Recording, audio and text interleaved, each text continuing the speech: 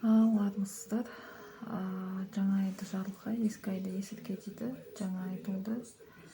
Қытайлар енді жаңағыдай өздерінің шығыс күнтізбесі бойынша жаңа жылдарын тойлап жатыр. Біздің жаңа жыл, қазақтың жаңа жылы 14 наурыз.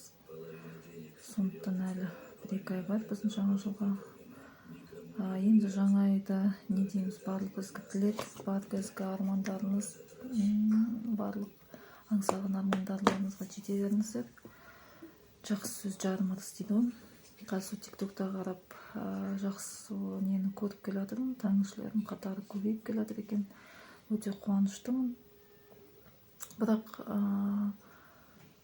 аққу шортан һәм шаям сияқты біреу аспанға, біреу көкке, біреу өзінің несіне суына тартпай белгіленген бізде қағидаттар, жүйе, тәңір діні, шежіре заңы және ана тіліміз. Мен енді тоқтата біздің ақиқат кітабымен сол бетке ұстар. Сол кісі, сол кісінің каналы, сол кісінің несі. Одан кейін өзім марқұм анам, шежіреміз өзіміздің, мен Сіргейлі Ақкөңілдекпін, нағашым Сиқым Дулаттар. Сондықтан сол ұлы жүздің шежіресі қолымда бар мағлұмат, бар не, сол анамнан келе жатқан, құлақтан естіп келе жатқан әңгіме, аңыз, ертегілер.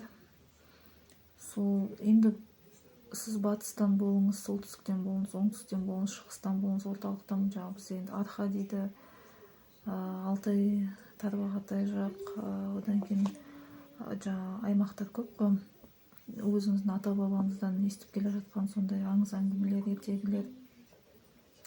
Сондай осындай болған біздің аталарымыз, соны еске түсіруге, соны жаңағыдай жәдігерлерді сақтауға, аталар болмаса аталарыңыз қайтып кетсе көршілерден сұрауға, көбінесе солай ізденсеңіз, сол мағлұматтармен байланып, солай нетсеңіз жақсы болады. Қазір енді не бір идеологтар шығады, не бір араға іріткі салғыштар шығады.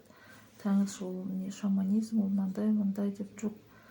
Біз өзіміз қазақи дүниетанымыз, біз өзіміз дін діңгегіміз, сонымен ғана өмір сүреміз. Енді айта берсем, енді әңгіме көп, бірақ бастауымыз өте жақсы екен. Сондықтан адаспай, мүдірмей, өз діңгегімізді қалыптастырайық. Қазақ мәңгі жасасын.